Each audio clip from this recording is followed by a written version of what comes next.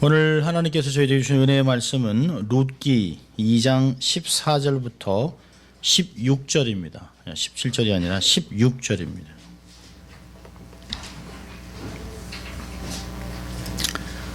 룻기 2장 14절부터 16절까지의 말씀입니다.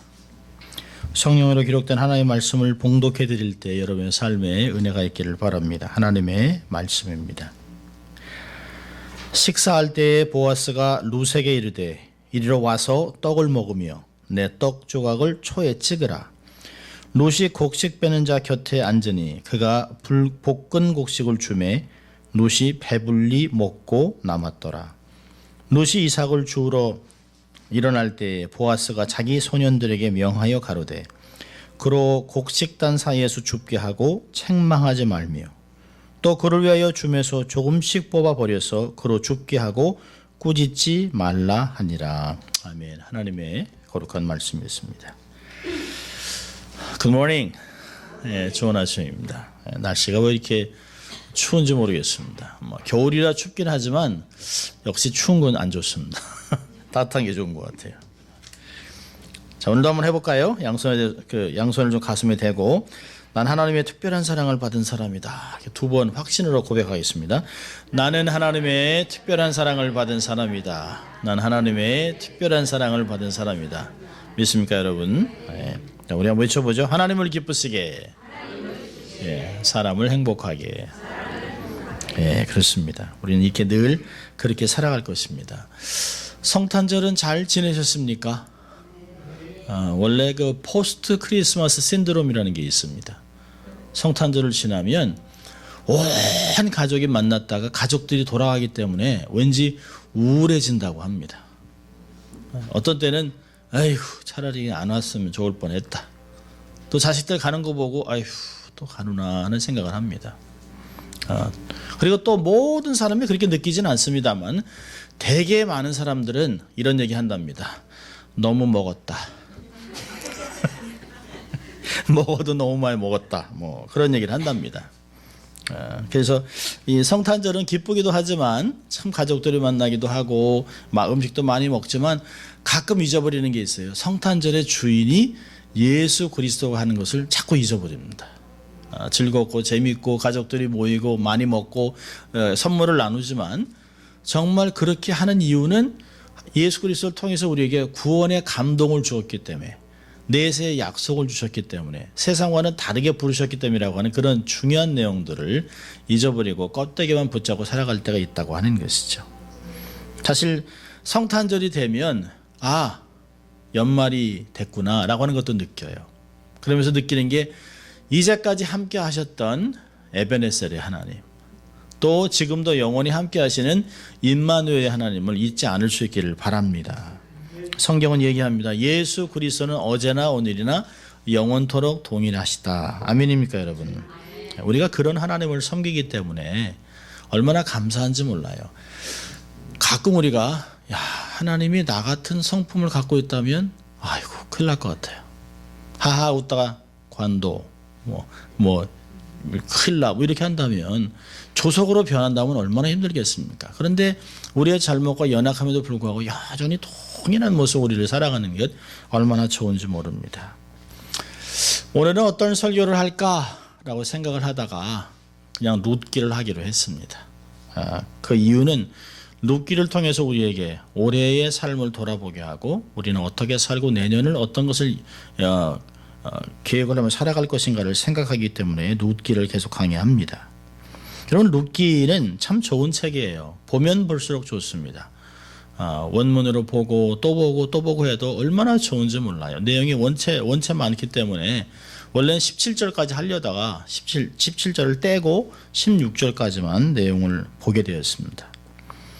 여러분, 룻기 우리가 2장을 보면 1장은 이제 다 끝나고 2장을 우리 2장 안에 있는데요. 룻기 2장은 룻과 보아스의 만남을 통해서 룻이 자신의 믿음과 자신의 가족을 위한 특별히 과부가 된 시어머니 나오미에 대한 헌신에 대한 하나님의 보상을 구체적으로 경험하는 것들이 나오고 있습니다. 사실 그렇잖아요. 하나님이 사실 그 시아버지 죽고 남편 죽고 시동생 죽고 그다음에 어린 그 동서는 아랫 동서는 떠나고 두 과부가 어떻게 살까 하다가 어머니가 하나님이 이스라엘 언약 백성들을 권고하셨다는 얘기를 듣고 돌아가자고 얘기합니다. 그리고 시어머니와 함께 돌아왔는데 온통 베들레헴은 들떠 있습니다. 이제 보리 추수하는 때이기 때문에 추수하는 곳에 보면 항상 사람들이 마음이 후회해요. 그렇지만 사실은 자기들은 추수할 게 아무것도 없습니다. 아무 보장도 없어요. 약속의 땅에 갔다고 해서 누가 오기만 하면 떡하니 뭐 집을 하나 주고 자동차를 사주고 이런 게 하나도 없습니다. 아무것도 없어요. 보장된 게 없습니다. 앞이 막막합니다.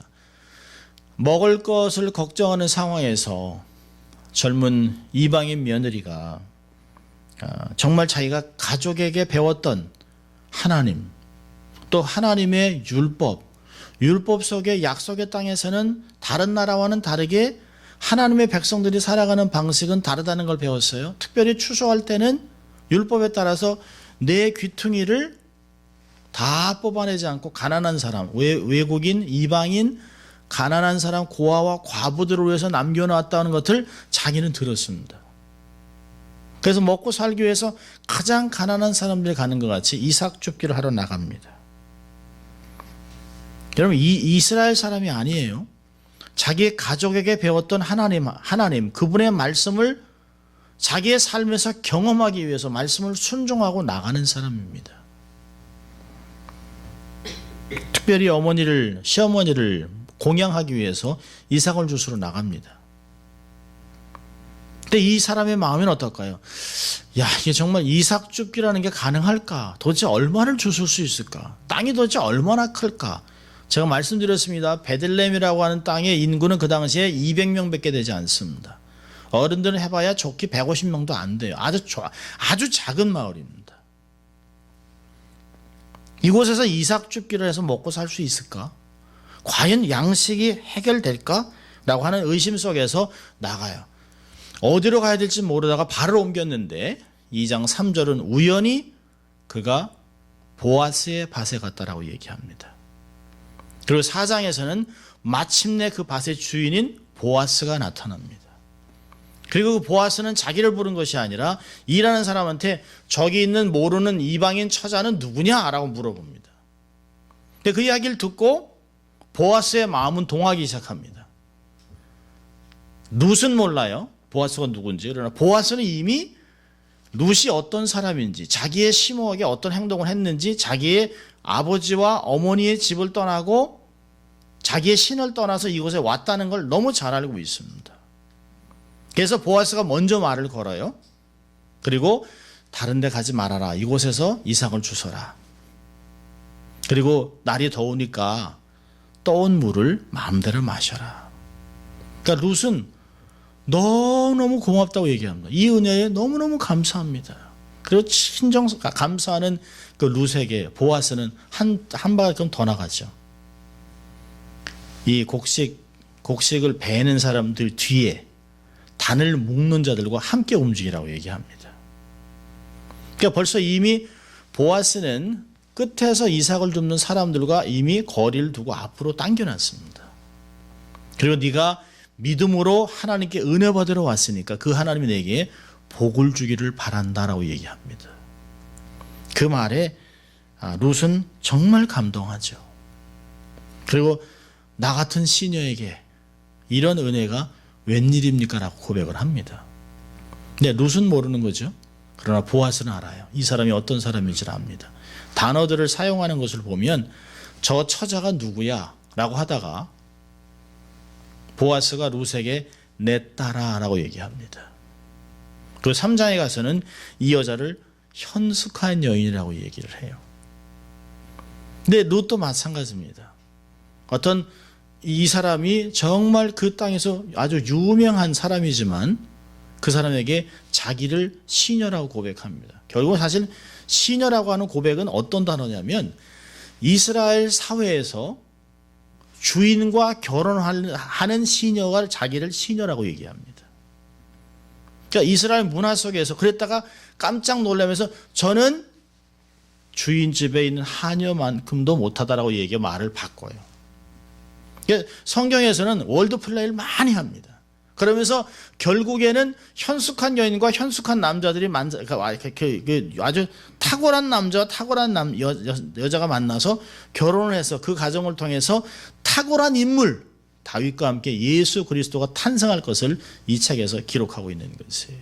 굉장한 책이죠. 사실은 이 작은 책 안에 굉장한 신학들이 들어 있습니다.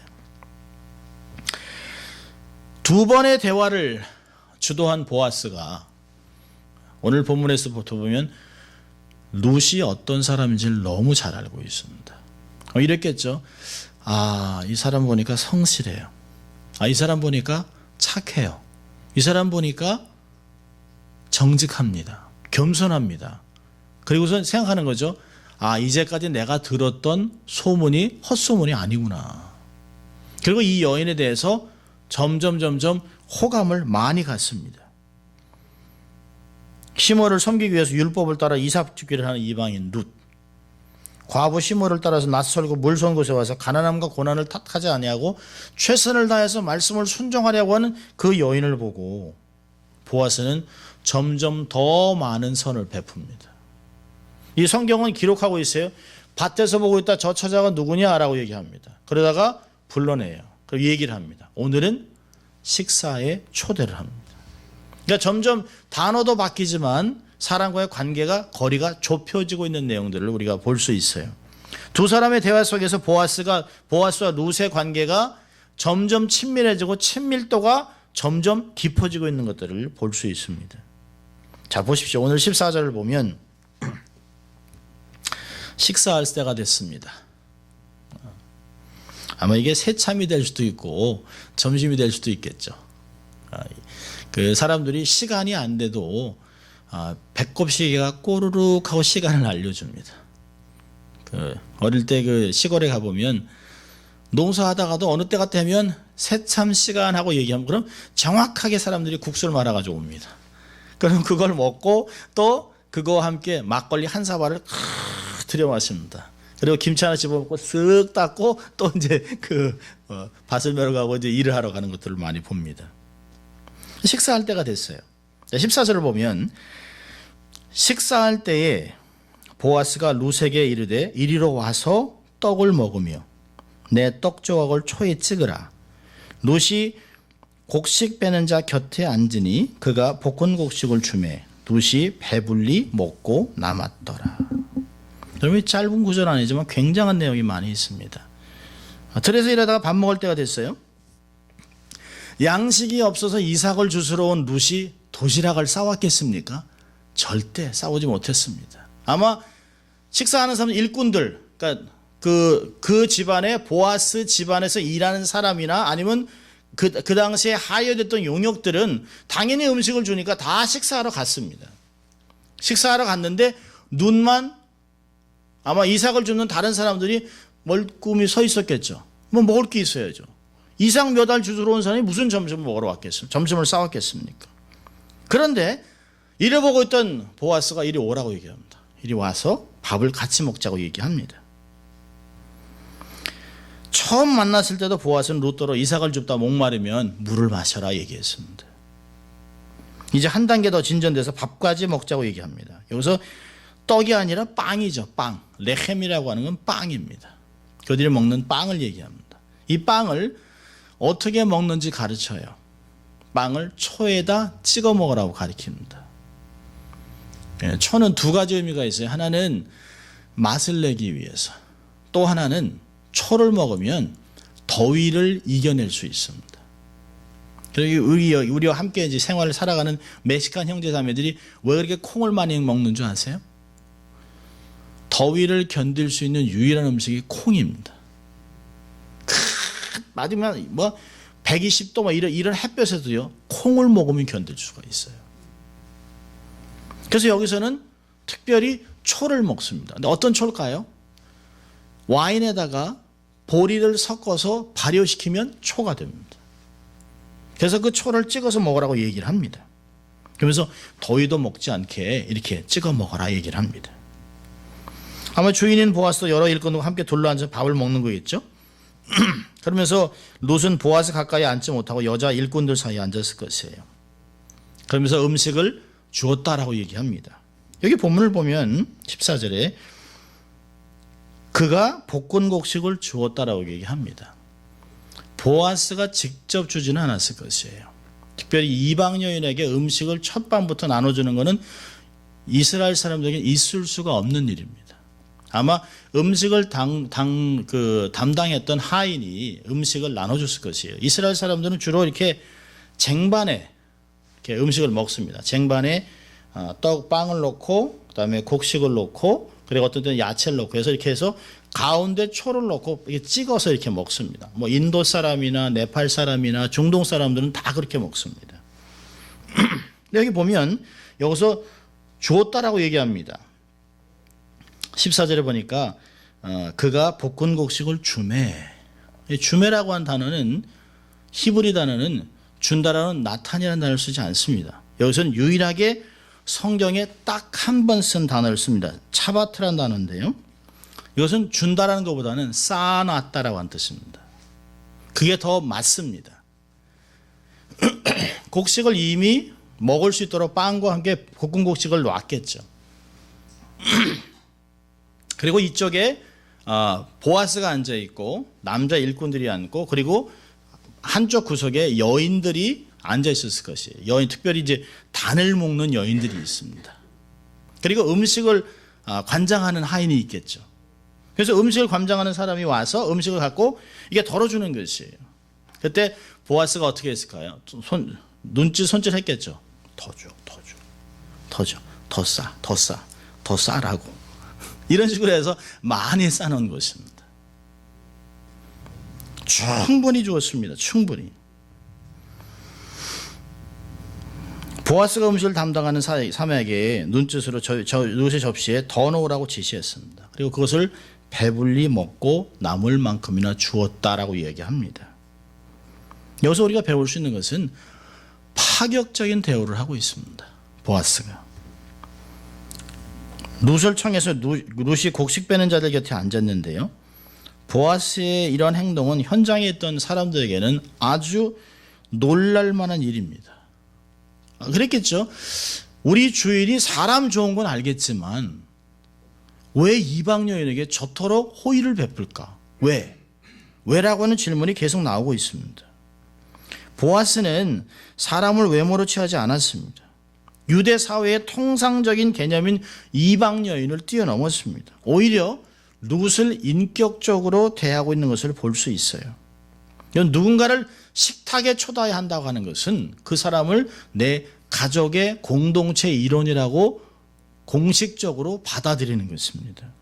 교제의 대상으로 나겠다는 것이에요. 여러분, 이삭을 줍는 사람이 누굽니까? 당시 사회의 가장 빈민들입니다. 가장 가난하고 가장 비천한 계층의 사람이 이삭을 주스러 옵니다. 여러분, 이삭 줍는다는 게 쉽겠습니까? 베고 단을 이렇게 묶는 가운데 흔들려서 떨어진 그 몇 알, 껍데기와 겨와 함께 있는 그걸 주스러 나온 사람들입니다.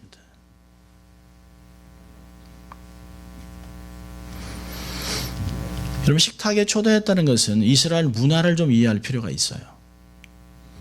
이스라엘 사람들은 이방인들과 절대 밥을 같이 안 먹습니다. 이스라엘에서 오랫동안 공부했던 선생님들도 교수들도 얘기합니다. 그곳에서 3년 4년 옆집에서 유대인들과 같이 삶을 살았는데도 불구하고 그들은 늘상 음식에 대해서는 선을 그었다는 것이에요. 자기들이 음식은 갖다 줘도 절대로 음식을 먹으러 오진 않는다는 것이에요. 왜요? 이방인이 요리한 것은 정결 예법에 다르기 때문에 절대 음식을 같이 먹지 않습니다. 그리고 아주 친해져야 자기의 음식으로 자기들을 초대한다는 것이에요. 여러분, 유대인이 여러분을 친구로 삼았을 때 가장 제일 먼저 하는 게 뭔지 아세요? 밥 먹자는 거예요. 밥 먹자. 그전엔 절대 밥을 먹지 않습니다. 그럼 이스라엘 사람들 중에서 밥 먹자 할 때 노하는 이유는 뭘까요? 나는 너와 관계가 없는 사람이라는 것이에요. 당신하고 나하고는 아무 관계도 없고 당신하고 나하고는 친구도 아니라는 것이에요. 밥을 거절하는 것은. 한 공동체, 한 가족이라고 하는 개념이 주어졌을 때만 이 사람이 식탁에 앉을 수 있습니다.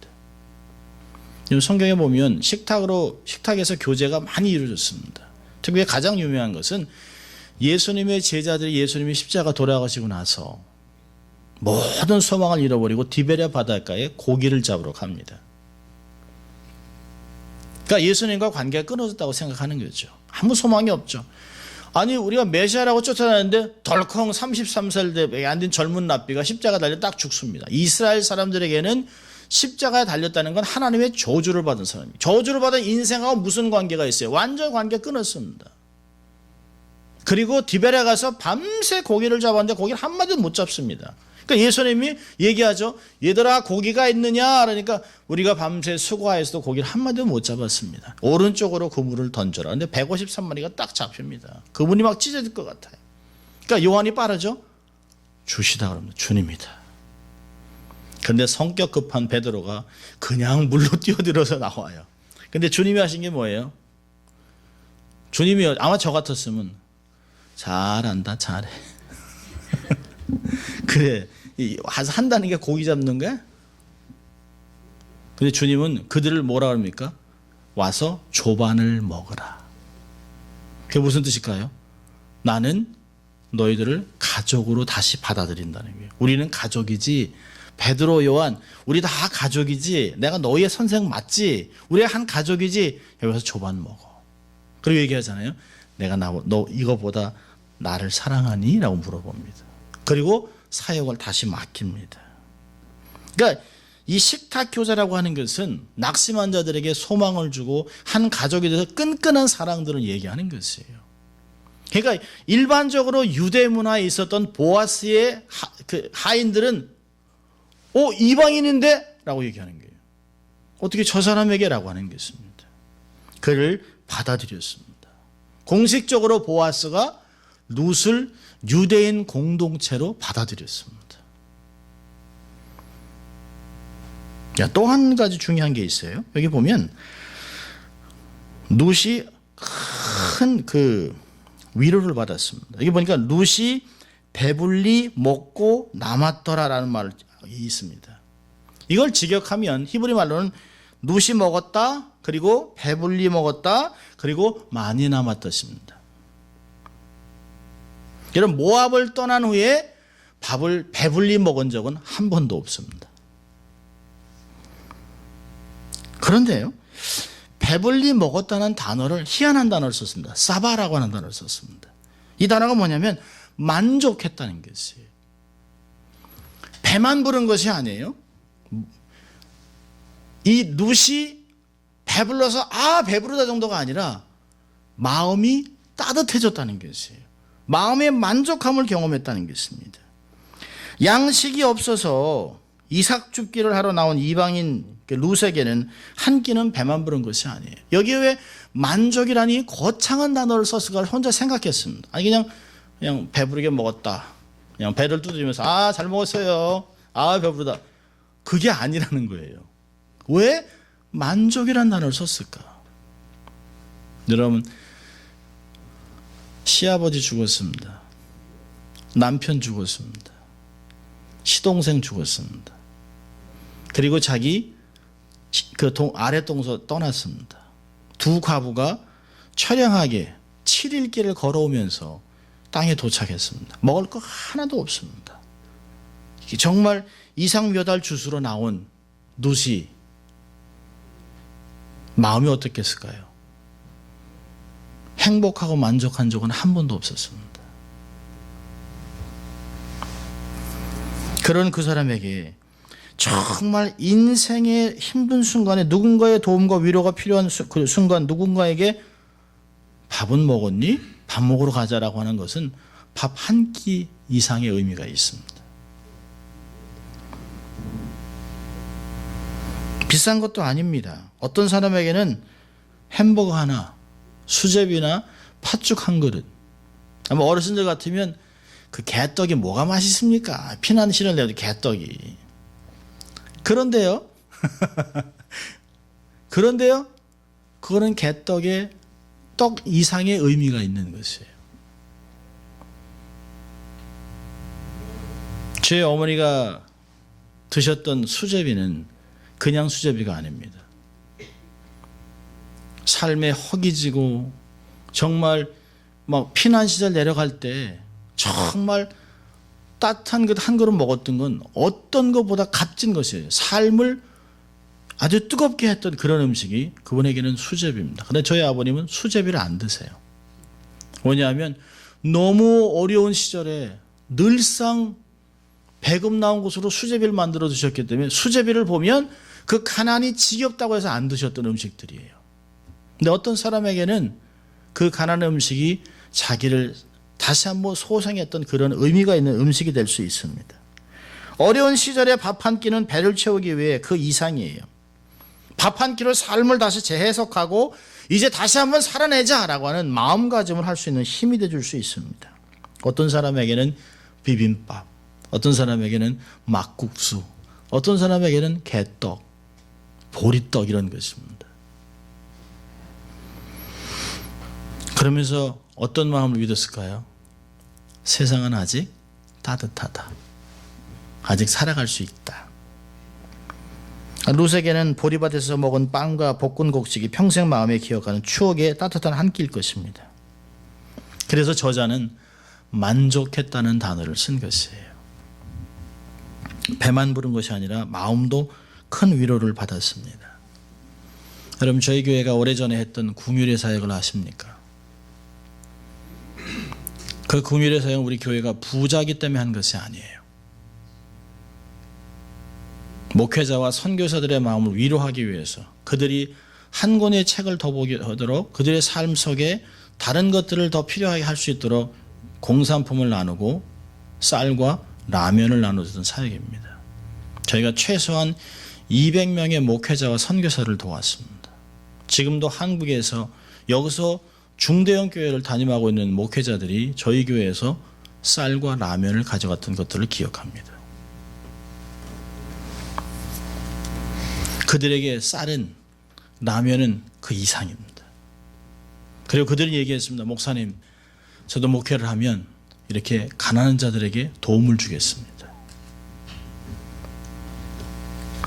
그리고 그들 안에 정말 좋은 고백들을 들었던 것을 기억합니다. 룻에게 볶은 곡식 또 빵 한 조각은 그 음식 이상이었습니다. 처음으로 배부르게 먹은 것도 좋겠지만 그러나 그것보다 더 내가 말씀대로 순종하고 나왔더니 하나님 내게 이러한 복을 주시는구나. 하나님 말씀이 정말 맞구나. 이 땅은 역시 말씀대로 살아가는 땅이구나. 내가 나오기를 잘했다. 아마 처음으로 이스라엘 땅에 온 것을 후회하지 않았던 가장 기쁜 날이었을 것입니다. 그렇게 먹고 배부른 후에 그는 다시 이삭을 주스러 갔습니다. 15절을 보면 룻이 이삭을 주우러 일어나서 갔어요. 근데 보아스가 자기 하인들을 불러서 이야기를 합니다.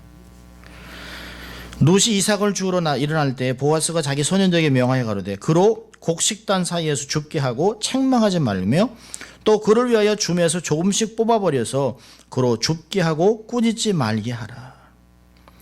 보아스는 자기 일꾼들에게 룻이 곡식단 사이에서 이삭을 줍도록 하라고 얘기하고 있습니다. 일반적으로 곡식단 사이에서 이삭을 주울 수는 없어요. 이삭을 줍는 사람들은 밭이 비었든지 아니면 맨 뒤에서 단을 다 묶고 사람이 지나간 후에 거의 10보에서 20보 이상이 지난 후에 이삭을 주울 수 있습니다. 그런데 밭의 주인인 보아스가 이삭을 흘려가면서 룻에게 호의를 베풀고 있습니다. 그런 걸 보면 룻에 대한 보아스의 관심이 보통 이상입니다. 여기서 15절과 16절이 하는 이야기는 뭘까요? 인격적으로 대해주라는 것이에요. 중요한 단어를 얘기하고 있어요. 책망하지 말아라. 그리고 꾸짖지 말아라. 여러분, 책망하지 말라는 얘기는 뭘까요? 수치스럽게 만들지 말라는 것이에요. 이방인 소녀인 룻에게 한마디씩 속을 뒤집는 말을 할 수 있겠죠. 아니 무슨 관계길래 주인이 이렇게 잘해준 거야? 툭툭 던질 수 있겠죠. 여러분, 도움을 주면서도 도움을 받는 사람의 자존심을 상하게 할 수 있어요. 그렇게 하지 말라는 것이에요. 여러분, 사람들이 마지막 갖고 있는 게 뭘까요? 자존심입니다. 우리가 도움을 준다고 하면서 그 사람의 자존심을 밟아버리면 그 사람은 받는 게 아니에요. 사는 게 아닙니다. 여러분, 똑같은 돈을 주더라도 우리가 가난한 자들에게 일부를 이렇게 주는 거하고 휙 던져주는 거하고는 돈을 일부를 주는 거지만 받는 사람의 입장이 다릅니다. 가난한 사람들은 돈은 받지만 어떨까요? 이를 갈죠. 그런 의미를 얘기하고 있습니다. 너희들이 곡식을 내가 이렇게 호의를 베푼다고 해서 함부로 그 사람을 대하지 말아라. 저 소녀를 함부로 책망하거나 가까이 오지 마, 더 이상 가까이 오지 마, 그것만 주소, 왜 자꾸 이러는 거야, 이렇게 말하지 말라는 것이에요. 진정한 도움은 도움을 받는 사람을 인격적으로 대우할 때 가능한 것이에요. 저도 가난해 봤습니다. 내 가난했을 때 똑같은 밥을 사주면서 밥이 목구멍에 넘어가지 않게 만드는 사람이 있습니다. 밥을 사주면서 이렇게 살면 안 된다고 책망하는 사람이 있었는데요. 그 밥알이 모래를 씹는 것 같았습니다. 그리고 저는 피눈물을 흘렸습니다. 그래서 정말로 가난한 사람을 도울 때, 힘든 사람을 도울 때 꾸짖으면 안 돼요. 책망하면 안 돼요. 수치스럽게 만들면 안 돼요. 인격적으로 대해주면서 넉넉히 줍게 도와주라고 그랬습니다. 일부러 조금씩 뽑아서 버려서 쉽게 많은 양을 거둘 수 있도록 인색하지 말아라, 악고하지 말아라, 풍성히 나눠주라고 명한 것입니다. 여러분, 보아스를 보면 누굴 볼 수 있나요? 하나님의 마음을 볼 수 있습니다. 우리에게 그렇게 넉넉하게 갚아주시는 하나님. 우리는 모르고 살아가요. 우리의 인생을 몰라요. 하루 앞을 몰라요. 하루를 모르고 살아갑니다. 그런데 하나님은 다 아시니까 적절한 때 적절한 장소에서 넉넉하게 우리를 갚아주신다고 하는 것입니다. 빌립보서 4장 19절은 얼마나 좋은 말씀인지 몰라요. 나의 하나님이 예수 그리스도 안에서 영광 가운데 그 풍성한 대로 너의 모든 쓸 것을 채우시리라. 마태복음 6장 33절 34절에서는 먹는 것, 입는 것, 거주할 곳에 늘 걱정하는 우리들에게 이런 것은 이방인이 걱정한 것이라 걱정하지 말아라. 너희는 먼저 하나님의 나라와 의를 먼저 구하면 이 모든 것 다 더해준다. 그날의 걱정은 그날로 족하다. 한날의 괴로움은 그날의 족하다고 하나님 얘기하는 것이에요. 하나님이 얼마나 걱정하지 말아라. 여러분, 저희 아이들이 아파트 렌트 때문에 걱정하면 제가 어떻게 했어요? 걱정하지 말고 니들 일 아니야. 그거는 걱정하지 마라. 저희 아이들은 걱정 안 합니다. 오히려 딴 걸 달라고 그러죠. 믿음이 좋아요. 좋으신 하나님, 풍족하게 채우신 하나님입니다. 자, 두 가지만 교훈을 보려고 합니다. 첫째는 뭐냐면 매사에 최선을 다하십시오. 다 포기하고 싶을 때라도, 눈물이 앞을 가릴 때라도 막혀진 일을 철저히 감당하십시오. 시편 126편 5절과 6절에 이렇게 얘기합니다. 눈물을 흘리며 씨를 뿌리는 자는 기쁨으로 거두리로다. 울며 씨를 뿌리러 나가는 자는 정령 기쁨으로 그 단을 가지고 돌아오리라. 여러분, 성공의 반대말은 실패가 아닙니다. 성공의 반대는 포기입니다. 포기. 눈물이 나도 다 포기하고 다 그만두고 싶어도 우리는 최선을 다해야 합니다. 여러분, 최선이 뭘까요? 내 열심이 아니에요. 최선은 하나님의 말씀을 순종하는 것이에요. 최선은 자기의 부르심을 감당하는 것이에요. 역대하 15장 7절은 이렇게 합니다. 너희는 강하게 하라, 손이 약하지 않게 하라. 너희 행위에는 상급이 있느니라. Be strong and do not give up, for your work will be rewarded. 우리가 하나님의 부르심을 잘 이해하고 최선을 다하면, 말씀을 순종하면 하나님 반드시 보상하신다는 것이. 그걸 누굴 통해서 볼 수 있을까요? 룻이 그런 삶을 살았습니다. 괜히 시어머니 쫓아와가지고 아이고 우리 둘이 과부가 뭘 하겠어요 이거. 아이고 그냥 난 모압 간다. 어머니 알아서 하세요. 옆집 아줌마 우리 어머니 부탁해요.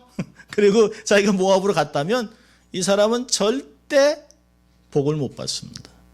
다윗의 시조가 될 수가 없어요. 예수의 족보에 들어갈 수가 없어요. 그런데 자기의 부르심이 하나님을 따라가는 걸 알았습니다.